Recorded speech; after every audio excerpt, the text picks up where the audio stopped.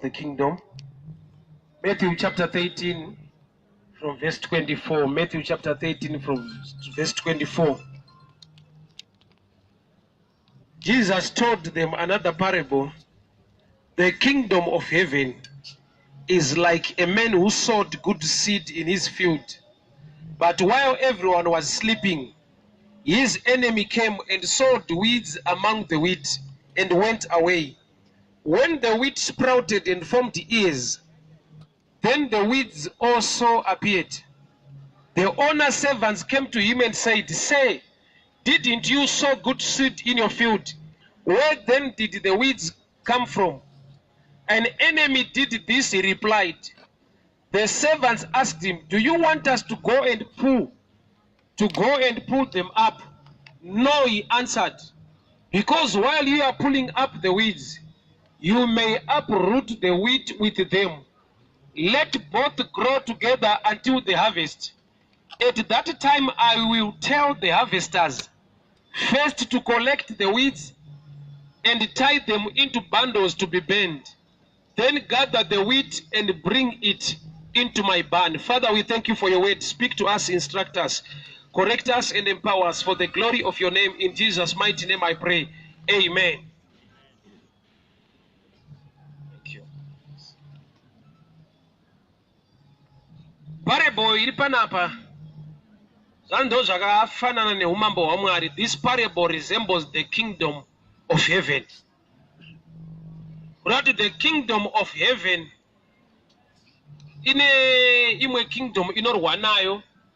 But pano muridzi wemunda rima munda wake ndokubva atora wheat, mbeu yakanaka, good seed, ndokubva adyara. An enemy came during the night. During the night, usiku, during the night by revelation is the time when you lack knowledge. Kana tunguwa ekusaziva.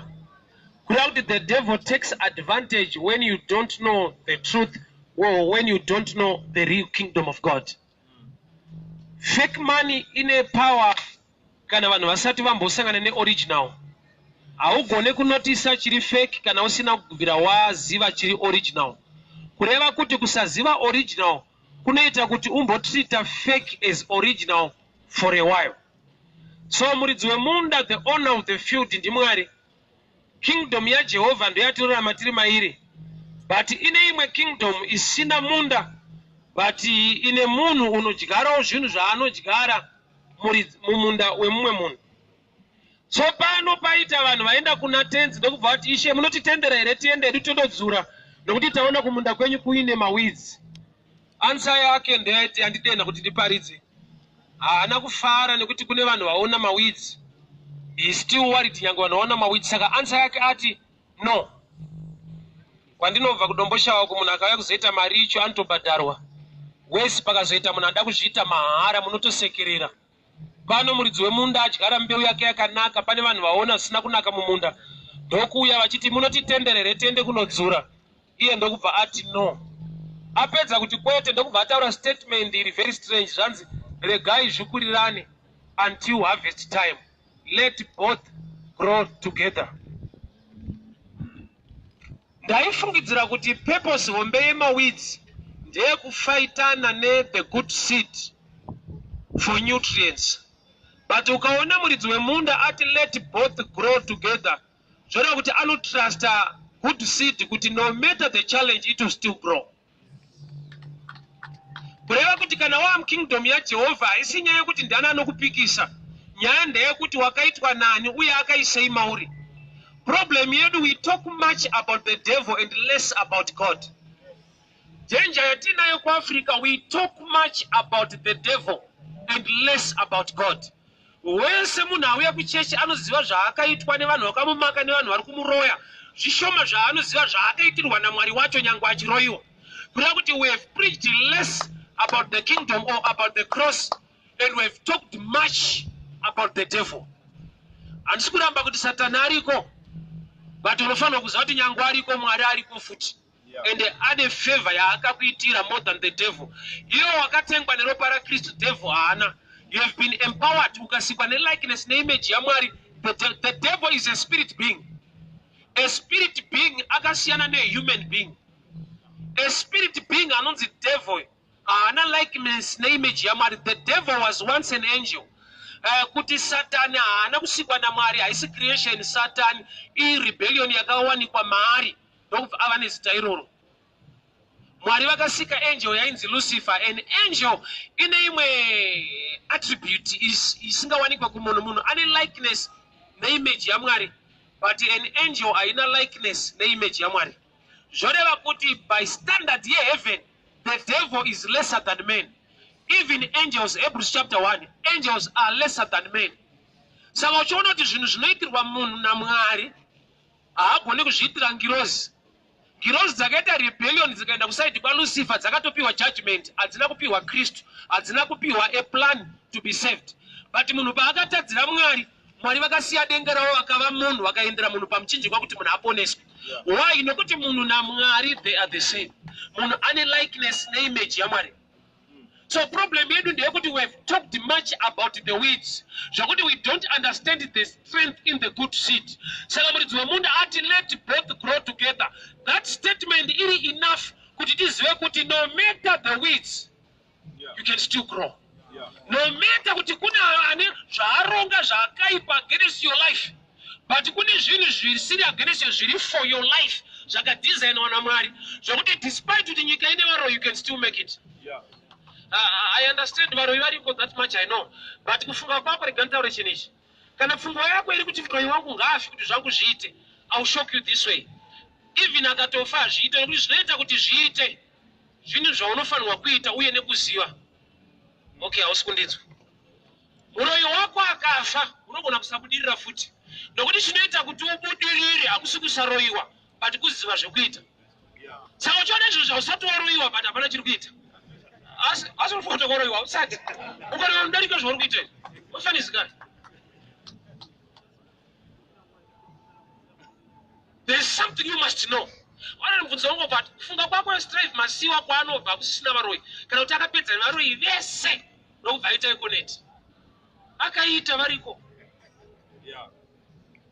Unofungidzira here kuti munhu wese ari successful chaakatanga aita akadhina nevaroyi kumusha kwavo vese ndokubva apedza ndokubva ava successful. Statement yekuti let both grow together inongoreva kuti despite what is happening close to you, you are already anointed and blessed by the Lord to make it. Regai zvikurirane inotoreva kuti zvinotokura even zvakadaro. In other words, vanhu vari kuda kundodzura ndo chinhu chavasiri kunzwisisa kuti hakusi kudzura maweeds kwaita kuti mbeu kuti kasadzura mbeu haikure. Jesu ari kuti even zviriko both will grow together. Zvinoita mukuru vari wekumusha kwenyu variko. There is a level in God yekuti even enemy iripo you can still make it. Mwari haana kuuraya Satani kuti azikanwe kuti Mwari wamasimba ose. Anoita Mwari wamasimba ose Satani ariko. That's why ng'anga dzisina kubvisirwa simba panguva yaFaro dzakakanda tsvimbo dzikava nyoka. Mozisi naAroni ndokubva vakandawo ndokubva yava nyoka inodya idzodzo. Kureva kuti simba raMwari riri ready kumedza rimwe simba risiriro. Rinotofidha pasimba reenemy. Nyoka dzakadyiwa dzeng'anga dzakadyiwa kureva kuti Mwari ane type yenyoka dzinongodya nyoka. In other words, ari kuti chese chadesignwa naSatan to kill you is part of your food. Is part of your strength. Nyoka idzi hadzibodya zvimwe zvinhu dzinotodya kana pakandwa dzimwe dzisiridzo. Let both grow together. Is statement inoratidza kuti no matter the challenges you are designed to flourish.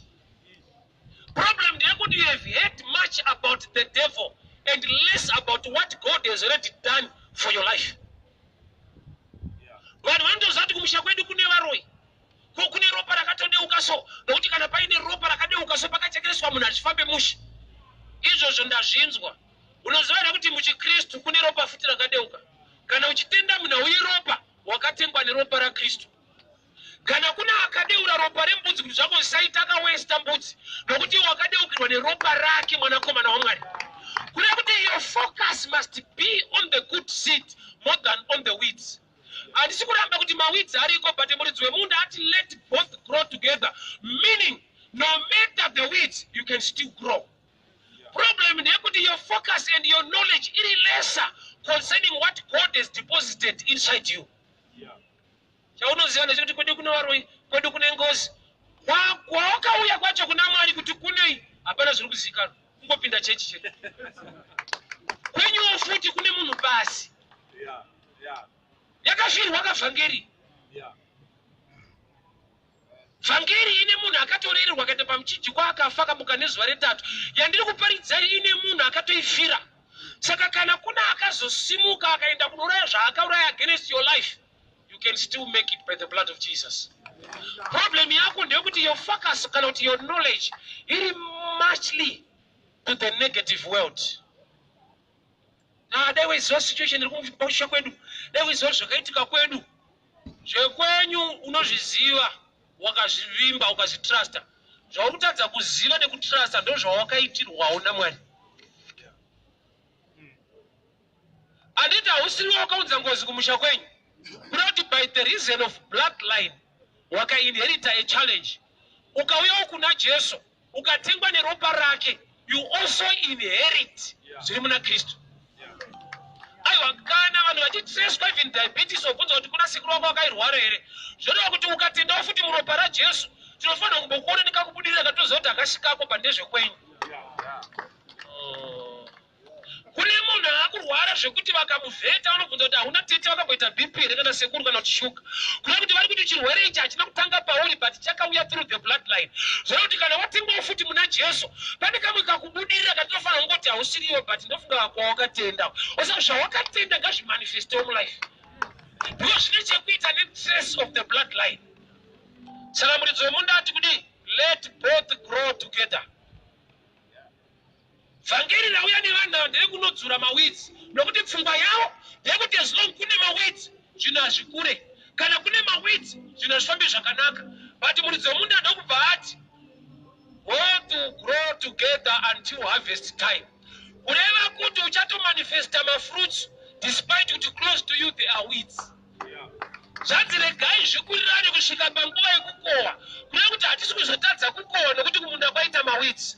Which means the type of the good seed yakaplantwa ine maproperties ekufighta whatever chiri ready to be fought nemaweeds. I'll explain this way. Maweeds ndaifungidzira kuti auya kuzofighta for nutrients. Nokuti just come men of God. Iyi ndo good seed ndo wheat. Maweeds obva amwe iwo otanga kumera ari panapa. Ndaifungidzira kuti mumunda maita competition yekuti uyo achida mvura nemaroots ake nemanutrients, paita maweeds ari kufighta for the same water. But I've realized this, kuti good to seed, iro zita rekunzi good to seed, haridye anything but chiri designed for good seed. Iri nokuti iwheat hachigone kuva nesame desire kana kudya chinhu chimwe chete, nokuti iri iwheat, iyi good to seed. Kuva mwana waMwari kunoita kuti uregere kupinda pacompetition nevanhu vekunyika, nokuti zvamunoda nezvamunotenda zvakasiyana. Hausi pacompetition, wakatoeliminate competition netype of family you now belong to. Ino zvafanira nemwana mudiki nemudhara, havambofa vakanetsana pazvinhu zvakawanda nokuda kwokuti age difference. Vafana vanenge vachirema kuti mazepi adhura, zvakati zvadhura, iwe uri mudhara haumbofa wakaona kudhura kwemazepi nemabhabhokam, unenge uchitaura nyaya yecement nekuti uri zera rekuvaka. Ukatoona zera rako wakuti mazepi adhura patoipa, nokuti there must be a difference. Difference age inocreate a difference per desire. Hakuna mudhara mukuru ari pacompetition nemwana wograde 4 hazviite. Even ukanzi vese vanofarira vakadzi, uye angatoda vakura kwete tuchechi. Kureva kuti competition yakaeliminatwa already nekuda kwetype of wheat netype of seed. Ndopandakati ndopanozondivhundutsa manje kuti doro rikakwira imwe chechi inoboekana. Asi tatora zvemazita, imwe chechi inonwa. Saka rikakwira zviri pachena kuti musi havana matemushi. Vanenge vachingodza kuti wakwira panzapa. Panze pamukati kamazano. Amazano panze pamukati ka. Chadona crusade yadatiitwa mukati. Jesu paakatouya akati ndakainga makwai akarasika. But zvanzi setsika yake aienda kusinagoge musi weSabata. Indava tsika yake ichipikisa calling, haisi kupikisa. Tsika yake aienda kusinagoge musi weSabata. But akaingei makwai akarasika. Zvapachena kuti anga akarasikira kupi? Usina mukati. Nokuti munhu ari kutsvaga vakarasika anofanira kuenda panze.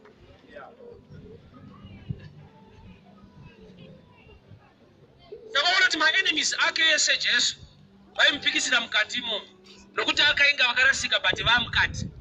And in our times the same thing now. Crusade yada toitwa mukati. Nokuti mukati maapanze, panze paamukati. Rudo rwatoparidzirana kuchechi ukaenda kubhawo ndoko unotoruona unachichinja na skati. Kuchechi Bhaibheri munhu anonenga rake ende atishende zvako izvo. Unyazvo kuti panze paamukati but mukati maapanze. Vanhu vanotokatirana kastabhika ko but mukati umo hamuna chakanaka. Saka chero tikada kutoita kana all night tinotora muimbi wepanze ndototozowa kuti panze pari mukati. Ndotoziva kuti heda azviite tikatotora panze because titori panze tiri mukati umo.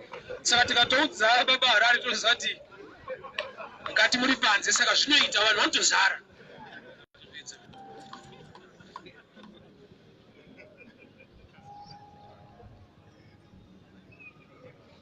Varume vane moyo wakanaka wekuda kundodzura. But muridzi wemunda ati no.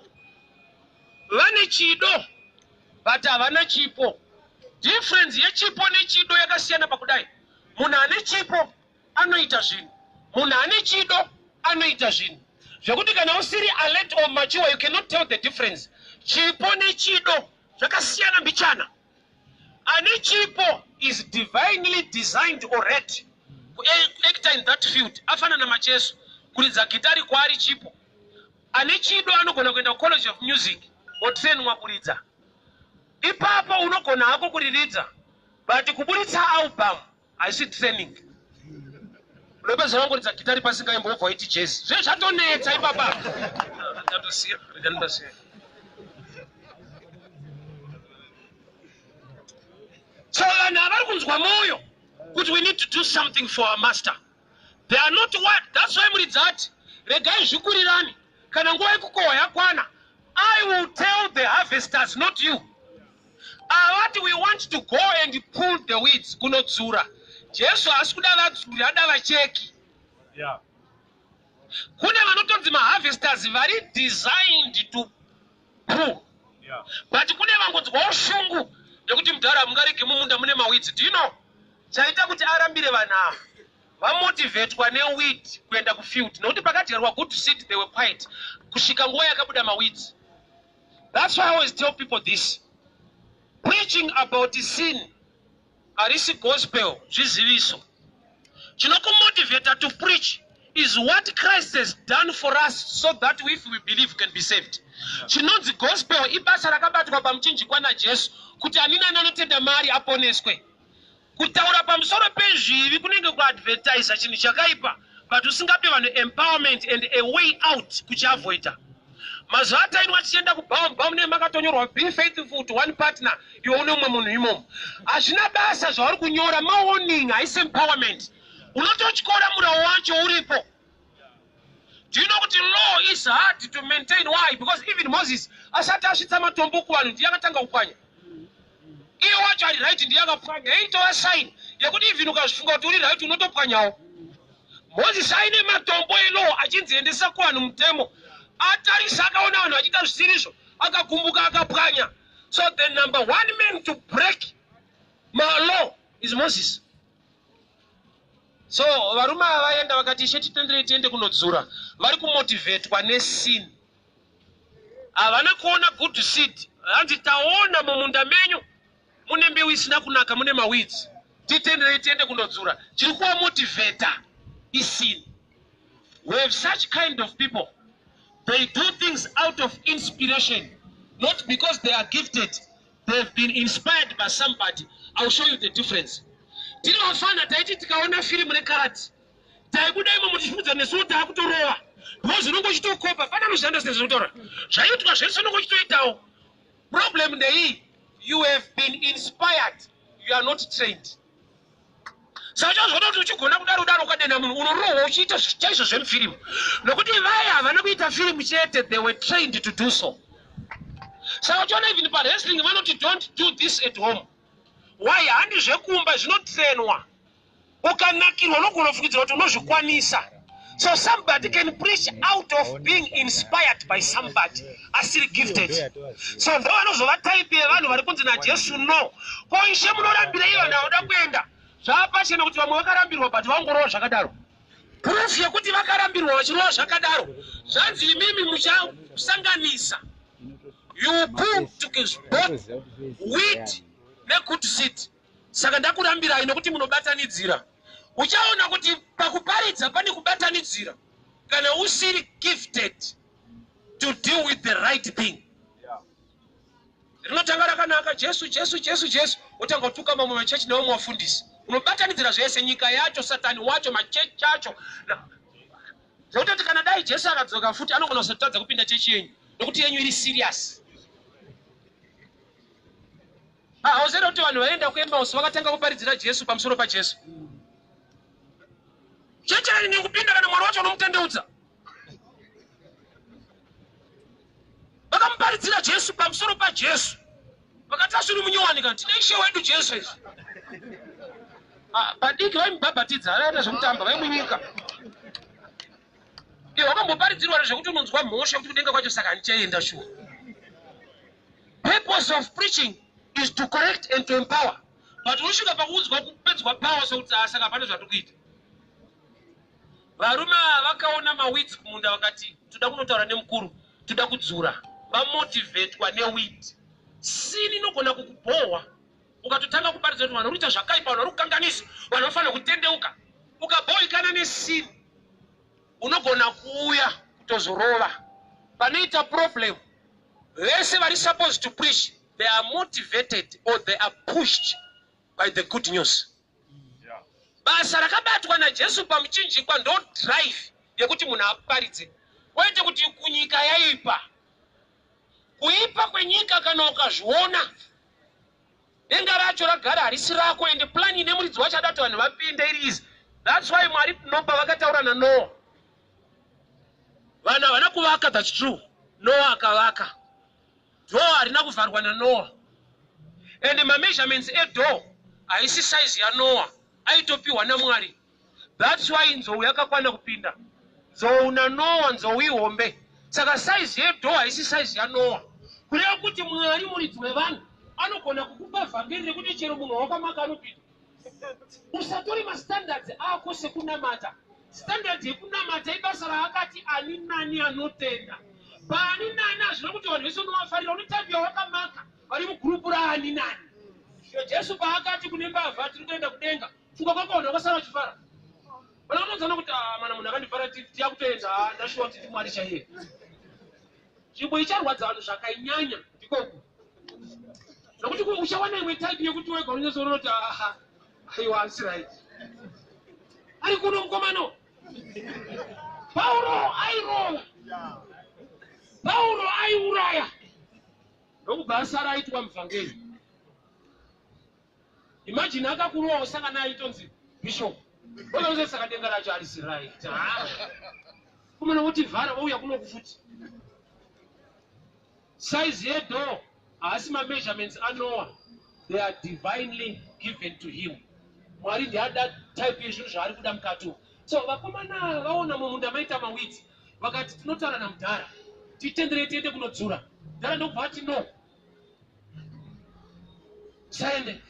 Let both grow together. In other words, ari kuti maweeds pachawo ari nani pane type yenyu. Kana ati let both grow together, ari kuti maweeds ari nani than imimi mukaenda ikoko. Imimi mukaenda munobatanidzira wheat namaweeds. But maweeds akasiyiwa haasi kuzobata wheat. Ari kutotyira vadzuri than maweeds acho. Do you know that sin is not a big challenge? The biggest challenge is the wrong gospel. Nokuti pa sin Jesu akafira vanhu. Anina anotenda asukeni ropa rake apone. But pakazoita anoparidza zvisiri ari kuita wrap off the purpose and the plan yeCalvary. Pa sin Mwari vakatipa answer, the blood of Jesus. But any danger now is the gospel. Tinototyiwa nedenga imharidzo isiriyo than chivi. nokuti kudenga kwa kusikuenda vanhu vari right kuri kuenda vanhu vakaponeswa najesu ari right. Asaka tinofanira kuti tendeukai, siyai zvakaipa, muuye munamate. Wrong gospel. Imbozi yatukudze mushi. Kuudza vanhu kuti siyai zvakaipa muuye muzonamata zviri wrong. Vanhu vanofanira kuuya kuzonamata kuti vasiyiswe zvakaipa naKristu. Vakatosiya vega vana nidhi kuuya. Vakatoita right vari ikoko ngagarire ikoko. Nokuti chatinoda kuti muuye kuna Mwari ndechekuti akugonesei. Mukagona musati mauya ibvai magarira ikoko mutora naMwari wofuti. So kunzisiyai zvakaipa muuye kuzonamata zvitori wrong. Nokuti hausiye unosiyiswa kana iye akurarama mauri. Ukatoona uchitosiya wega hapana need. Handi varume vasada kuroora kuti vaine mhuri dzavo. Seusingafariri mukadzi ane vana kudhara. Especially vakapedza secondary. Seusingazvifariri. Saka na pressure yeprimary chichi ane majaya ake kudhara. Bouya kudheni. Inda. Haisi favor akumana kuroora munhu ane vana secondary kwakapedza kudhara. Inda musingadi program yakachipa kudhara. Kungoroora mukadzi ane vana wakatobva kuuniversity watokumabasa. Inda achida kuti urori utange kuva nevana. Unodi kungoroora nevana kudhara. Uri kuti inini semurume kuprova kuti ndiri murume ndofanira kuva reproductive nendone mhuri yangu. Nokuti kana ane vana kudhara pane problem yekuti isaine kuti vana baba vavo somewhere.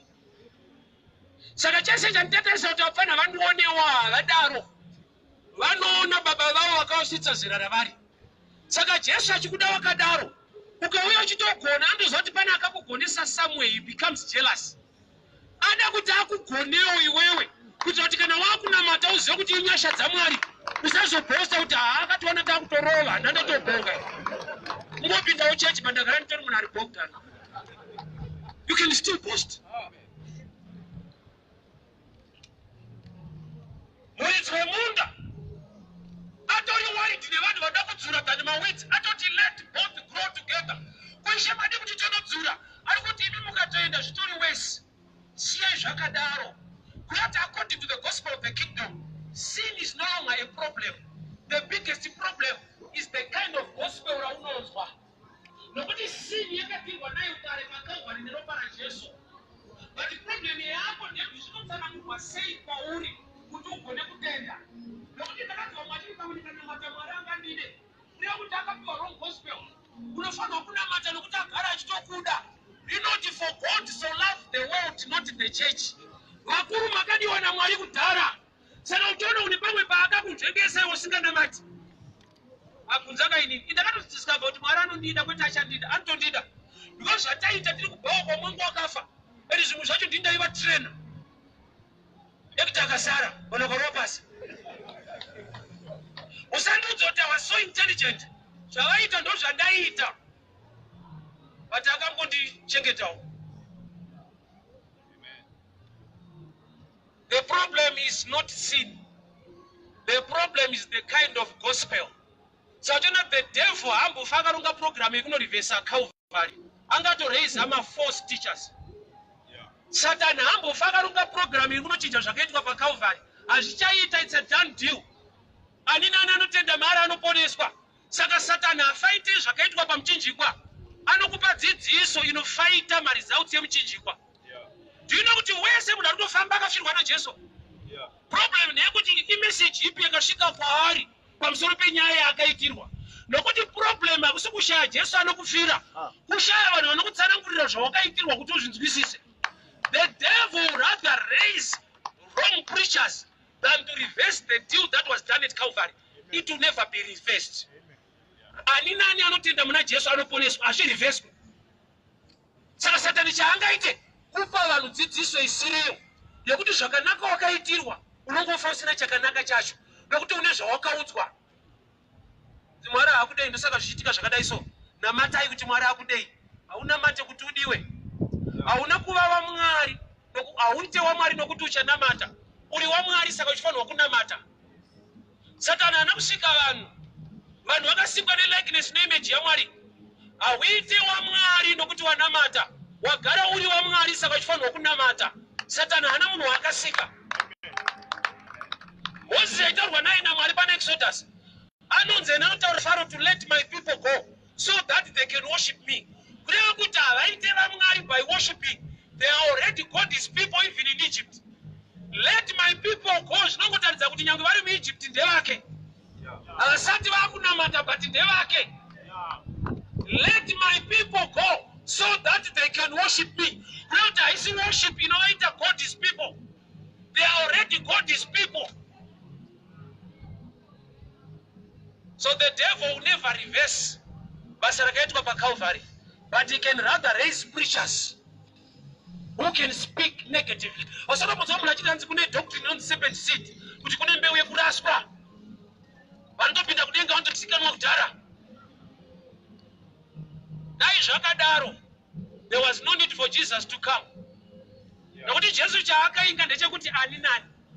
Whosoever is number, is sister remunhu. Ichoice ani nani anotenda Mwari. Saka hakuna inonzi mbeu yekuraswa. Unozvirasa wega kana waraswa nevhangeri rembeu iyoyo.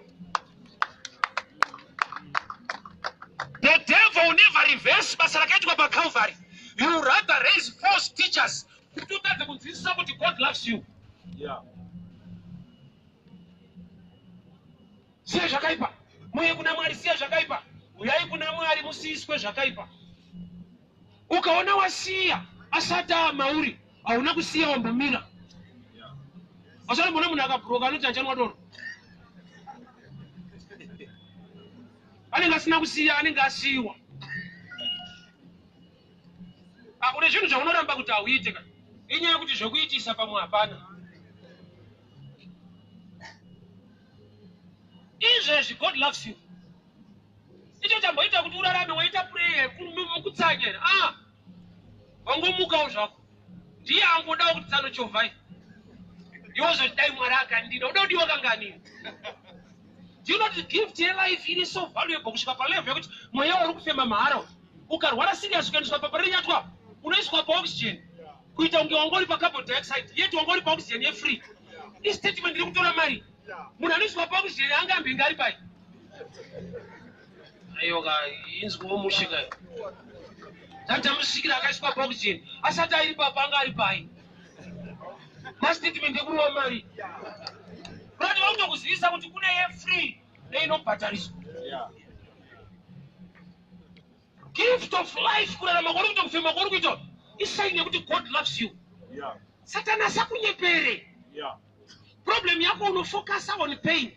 Ukangana kuziva the gain behind that. Jesu pamuchinjikwa. John chapter 19 verse 19 na 22. But 22 Pilate ndopa anoti zvandanyora. I was teaching this in the morning. Jesu pamusoro pemuchinjikwa pakanyorwa in 3 languages. Latin, Aramaic and Greek. Pakanyorwa kunzi King of Jews. Zvanzi vakuru vekereke nevanhu vakaenda kunopopota kuna Pilate. Kuti mambo Pilato musanyore kudaro. Nyorai kuti he claims. Pilate ndomba akati ndanyora. Pilato, although Jesus was in pain, there was a blessing over his head. Yakaisi irreversible. Vanhu vakatocomplaina kuti musanyore muchiti King of Jews. Nyorai kuti anozviti. Pilate akadaiwa ndanyora. In other words, ziva chinichi. No matter pain yauinayo, it is written that you are blessed. Believe the written word of the king. No matter the challenge, you never reverse. Even animal pain, it was still written, King of Kings. Even it was still written, King of Jews. You must understand this. Whatever is written, as you reverse way, they attack him life now. God loves you. You are blessed of the Lord. Skarakura katine tsika inenge vanhu vakararama nguva ya Job. Job paakanetseka vakaenda kwaari vakatomuka pane zvaakaita. John chapter 9. Vadzidzi vaJesu vaona munhu ari bofu vakatobvunza kuti Ishe ndani akatadza. We associate a challenge with the sin. Jesu akati kudii pana John chapter 9. Anzi hapana. Yet the man was blind, but hapana. Isu tine doctrine yekuti ukaona zvinhu zvisiri kufamba zvinochita iso, munhu ane zvaakatadzira Mwari haana mate. John chapter 9 inotokuzivisa kuti the man was born blind. Vadzidzi vakati ndiani akatadza, vabereki vake rekana kuti kuti aberekwe riri bofu. Jesu akati hapana. So pane pamwe pekuti uri kungojaja hako vanhu but hapana. Pane problem iripo, but hapana sin iri associated nezvo. Yeah. So these people wakati titendere tiende kunodzura. Saka vadzuri variko vanongonzwawo mwoyo kunga Isaiah. The story of Isaiah, you know it. Isaiah chapter 6, Isaiah anoti gore rakafamba mbuziya ndakaona Mwari. Mwari vakatoti ndotumani. Isaiah akati ndiri pano. Girozi ikabva pachigaro chaJehovha ine bvunze remoto ikapisa muromo waIsaiah ikati chienda. But from chapter 1 to 5 is the book of Isaiah. Yet he was sent on chapter 6. Hama dzangu chinonzi kudanwa chakasiyana nechinonzi kutumwa. Munhu kana aine calling zvinongoreva kuti ane kudanwa kana kuti akadanwa. But hazvireva kuti akatumwa. Why? You are called, but you are sent at an appointed time. Kureva kuti ukasazviziva unogona kutanga zvinhu nokuti you are called, yet you are not yet sent. Isaiah had a calling. Yaakasenza ega kuti ndakadanwa. But kuti atumwe haasati. Ndobva atanga kunyora chapter 1, chapter 2, chapter 3, chapter 4, chapter 5. Mwari ndoziva kuti mukomana mutoriwa bheto tomudana titomutuma. The same with Moses. Moses achiri muEgypt akatoraya muEgyptian. He was ready kubatsira hama dzake. Aizvinzwa kuti chekubatsira hama chirimo, but Mwari vasati vamuti enda. But akutofanirova ari mukati. Saka paakafanirova akanzi criminal. Paanga kuita naMwari akanzi leader. Uchaona difference yacho iri pakuti when you are called, you carry the grace away guilt. All right. Paakatobuda muEgypt anzi chakutaurira kuoraya munhu aitiza as a criminal. But calling yake yekutozoraya vakati one day as a leader. But akafanoita ega imhosva, vakaita vese abuda mumhosva. Ndosaka tinofanira kuimba naMwari. Ukavimba nevanhu vakanorova munhu wako vakabatwa vanokutengesa natumwa naningi. Ukavimba naMwari akakurayira munhu zvinonzi aita kuda kwake. Haana criminal record.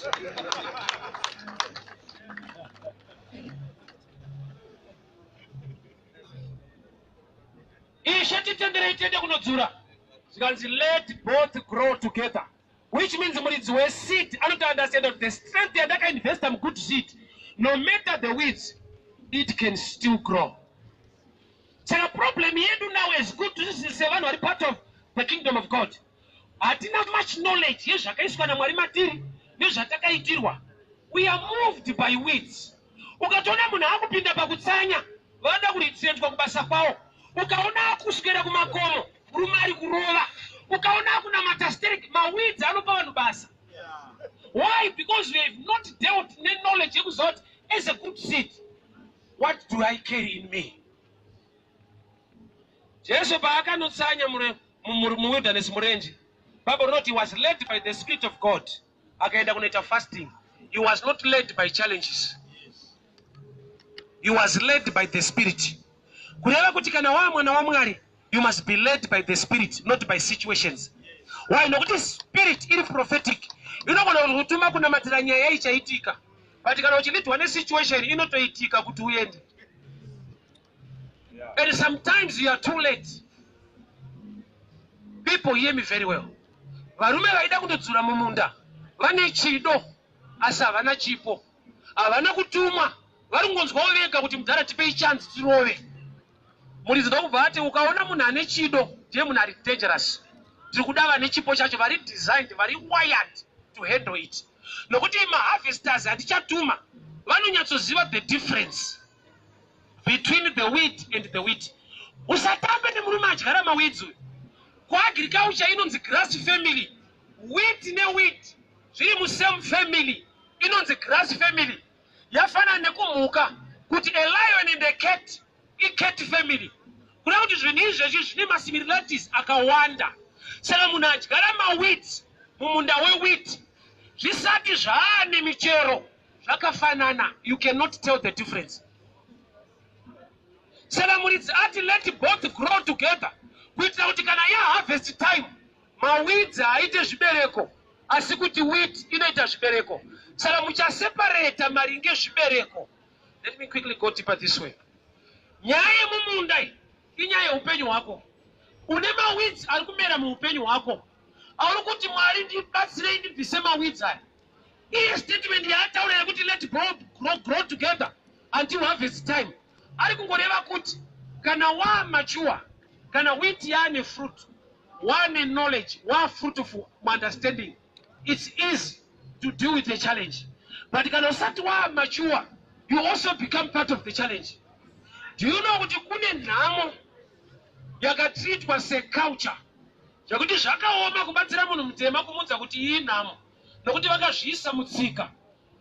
The devil akada kukuroba anotora poverty oita part of culture. Zvinenge zvaakuoma kuti ubvise poverty yacho nokuti unounzwa kunge kurasikirwa netsika dzako. Izi patakakura taiti kana makudya sadza mukageza maoko aiombera, kana makudya nyama maombera futi. Ndaifunza kuti itsika ipoverty kurespecta nyama zvakanyanya kuti haingasanganiswe nesadza. Aiwa azviti inoda kuombererwa paineka. That's why faitova neodhaka kuti mukuru ndiye anotanga kunhonga. Hatisi tsika, ipoverty. Ende mwako aito kutengesa ukatanga uri mfana utatanga.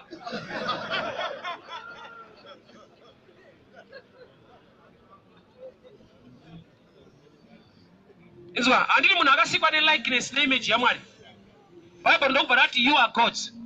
Tikauya kuculture manje, munhu wese anofara akaasociatwa with an animal. Ndo inonzi mitupo netsika. Ukanzi makadiko humba unzwa mushe. Iwe ukaenda kumunhu sokwamuti monkey, anokuti I'll sue you. You're calling me a monkey, I'll sue you. The same person ukati makadi mukanya anotenga koko. Inyaya kuti culture yacho now. Hey, it's the same monkey, but yakaiswa poverty, yakaiswa culture. It becomes one thing. Iwe neuchina unenguruve iso. Ukanzi pig, unogumbuka. Ukanzi humba unoti tiri pano. Unyatsoona kuti this culture ne poverty zvablenda. It's hard to separate men from this poverty. Nokuti to him, angatoti I'm losing my culture. Tine zvinhu zvatakakura tichiona zvichiitwa, tichiti itsika dzevanhu. Ine nyaya yekuti panga pasina zvinhu zviri nani than izvozvo. Asana munoti vamazuva ano ndopa kutoridzwa magitari kuchechi. Kare vairidza hosho, vaitonzwa umwari muhosho. Kwete kuti pahosho apa ndopana Mwari. Ndodza vaiafoda. People hear me very well. Varume vakaenda vanga vane chido chakanaka. But Jesu akasvika pakuona kuti handina problem nezviri kumunda. Ndaane problem netype ida kuenda kumunda. Izvo chichingatochemedza denga. Vashumiri vasiriwo. Kwete kuti Jesu haana kuita basa akapedza. Basa rakatiwa pamuchinjikwa nderemunhu wese kuti abenefite. But haasi munhu wese achabenefita because of us the preachers. Takabatanidzira tikadzura zvese. Pane kuti titi vanhu muite total surrender kuna Kristu. Tinovapa condition yekuti mukaita zvakati ndokuti akudei. Yeta akatokudai muchidaro. Uyai kwaari kuti akusimbisei akugonesei. Vhangeri remuchinjikwa harina problem nokuti hari reverseke zvakatoitwa it's a done deal. Ani nani. But haasi ani nani manje. Kana tamira apa. Tine zvatinoselecta nedoctrine dzatogadzira. Hatiende pamuchinjikwa, tinongotaura zvatofunga. Uyu akazodai, saka Mwari haadi, akazodai Mwari haadi. Ururu takatodiwa tese tichidaro. Dino ukaita bitterness, vanhu apa vakaona maweeds. Vakamhanya kumukuru vati mukuru, toda kunoabvisa. Although shungu dzekubvisa dziripo, they are not mature enough to separate the two. Nokuti kana wheat isati yaane mafruits, you cannot tell the difference with the wheat. Varume difference yechikristu nechisiri chikristu mafruits. The fruit of the spirit will separate the two. Zvese zvinenge kunamata but zvibereko now. Nokuti chakanaka chingabereke chakaipa. Zvibereko zvinotokuudza kuti haisi Kristu pachakafana. Unozati munhu akagona chindevere haite mudevere. But andochitaura asiri mudevere.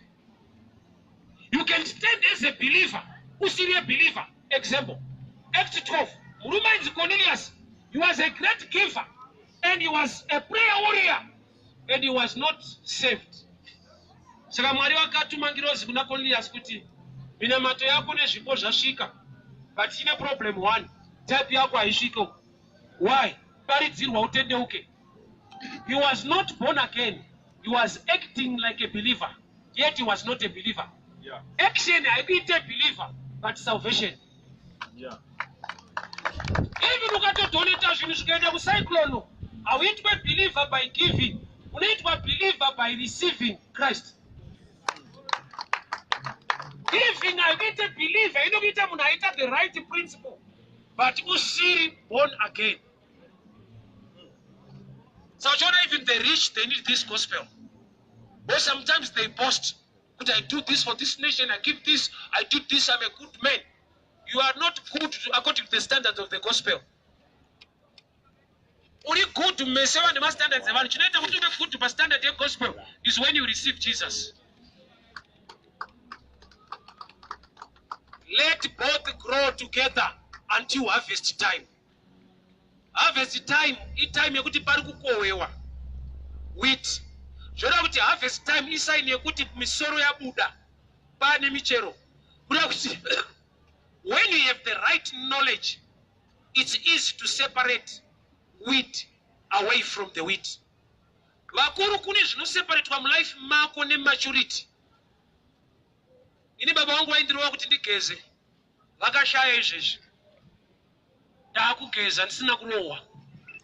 Ndakugona kuseparata tsvina nemunhu kuti azvipindirane. Ndiri mfana ndaingopinda mugumbezi ndakadaro. Maturity yanga isipo. Hazvina kuti ndaifarira tsvina ndokusakura kwacho. Ndikakura pasina ndirohwa, ndinongonzwa kuti ndaakurema parariki. Kureva kuti kune zvinhu zvaunogona kuseparata only when you mature. Ukafeila kumature, zvinhu izvozvo hazvibviswe pauri nokuti already kana muridzi wemunda atotaura kuti let both grow together.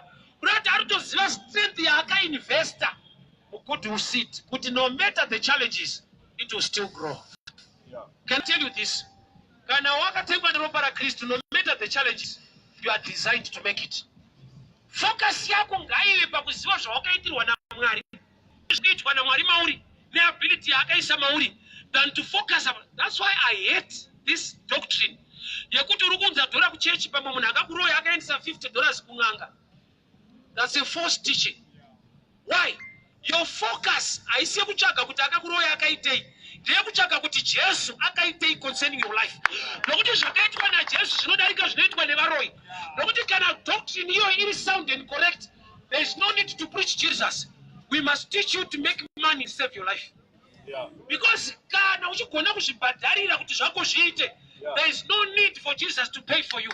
Saka shoko richiti, it was already paid in full. Yeah. Chii chaibhadhara zvausingagone kubhadhara?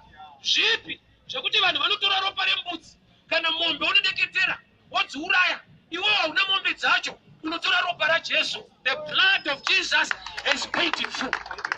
Hakuna doctrine yekuti raise your money to save your life. Raise your faith. Because the Savior has already come to help you. Haushikone, already imagine.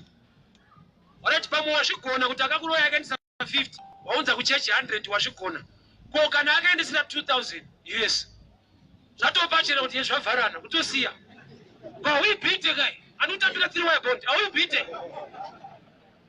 Not weka mchechi mfano rukozoti hapana.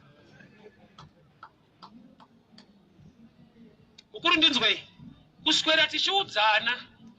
Handisi kuramba kuti varoyi variko, but Jesu futi ari pachigaro. Yeah. Yeah. Kana wakuda kupota uchikompea uko, tanga waziva zviri mukati.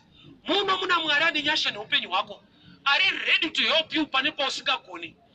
Uko vakaita zvinhu against your life, haisi dzidziso yekuti ungaswera uchitsvaga.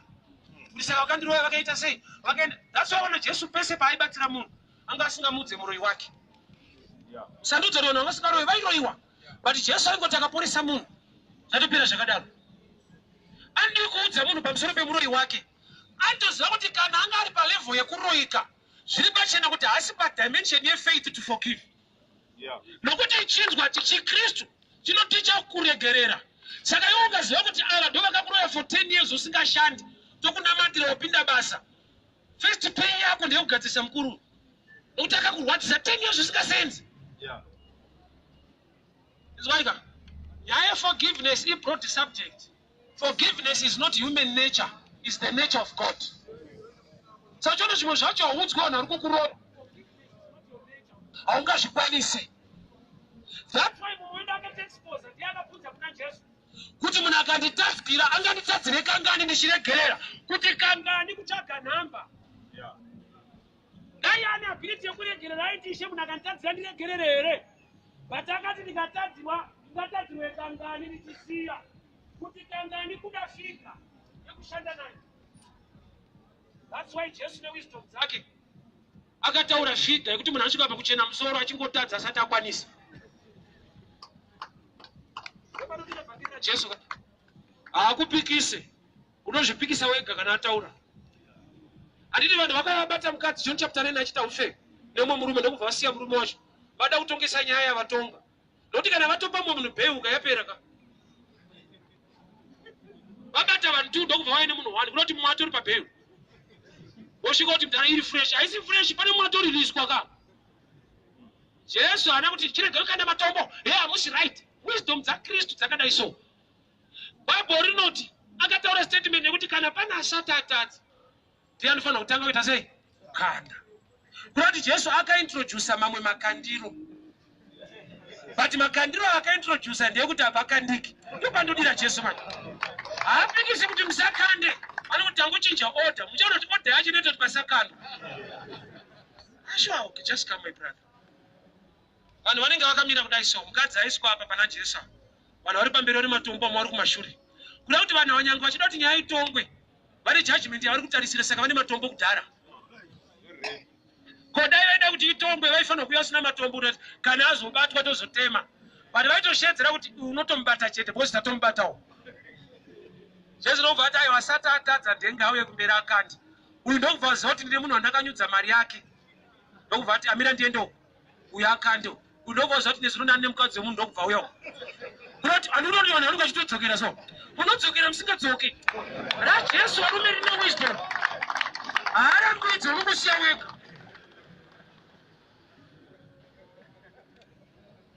Let both grow together. That's a statement yekuti he even trust the wheat in the midst of the wheat. Yeah. When you know the truth, enemy yako haisi nyaya. What Christ has done for you, no strength yako. Hapati kwedu manje akuite kune vari kwedu kwakazodai. Kana kuchiri kwenyu azvifambe. But kana wakabva kwenyu ukava born again ukauya kwake, your focus ndeye kwa Jesu kwete kwaunoti kwenyu hakusisiri kwenyu. Enda uchiramba uchizvipa wrong identity. Identity yako haisi ya Adamu ndeye Christ. Identity yako hausi connected to Adam. You are now connected to the second Adam. That is Jesus. Kana Adam akakunzira nhamo ukatoipateka. Kana wakuna Jesu akakupa rugare, pateke the grace. Aisukatoka so. Apa paunoti unobva iwa usipo paunobva. Ndoko wakashikira wakatobva kudenga. Aupi kumalawi wakabedira kumalawi. Paunobva chaiko kudenga. Identity yako is a place of birth. That's why you are born again. As long as you have wrong identity, unorarama macrisis nokuti uri kuzvikonekta kuchinhu. Know yourself better. You are a child of God. You are a wheat among the wheats. But muridzi wemunda ati kudii? Let both grow. Grow till you have the ability to grow despite the weeds. Vakuru munobudirira muroya ariko. Iriko scripture notusarega muroya achindarama. But ichinzwa ka imwe level iri muna Mwari. Vavengi varipo, you can still make it. Yeah. Under the same grace, yakuti despite the enemy coming like a flood, your standard can still be reached. Hamfundisi namatrei but kwandobva kwakadai. Ukangoona uchina identity yako kwaunobva. Hausati wakuziva kwawawa. Pawava kune advantage kudarika paunobva. Pawava muna Kristu wachisikwa ticha. Izvi zvinoita power ukazvitenda. Chinhu chine power panyika chinhu chinonzi faith. Saka uchiona ticha akakuti dofo, pawakangobvuma kuti uri dofo, ndizvozvo. But iye semuticha ukamubvunzawo zvaunoziva iwewe, hazive. But ukamuti dofo anoramba nokuti ndiri ticha. Chimwe chitoda kuramba tsana. Anonoza kuti munhu wese ane zvaanogona. Why? Nokuti munhu haagone zvese. Ende munhu haatadze zvese. Saka munhu ane chaanogona. I love this example. Kuchikoro tsamba yakambobatwa mubhuku rangu. But handasina kuisa zita. Ticha ndoku wabata tsamba yelavha yanonyorera musikana. Iriwe kudaraka. Ma 1987, grade 7. Tsamba yakabatwa mubhuku reMaths. Ticha vakaramba kuti ndanyora. Vakati ndanakaisa tsamba mubhuku rako. Kati ndeyangu zvanzi English irimo kana udofo wako achipindirana. Ndikati chirungu chemufunda hapana bali chelafu ndokwatura. Area dzedu guys. Akapita dofa meno wakazvida wako uri champion. Wonderfully and fearfully made. In the midst of the weeds, you are the right weed that can still mature and make it.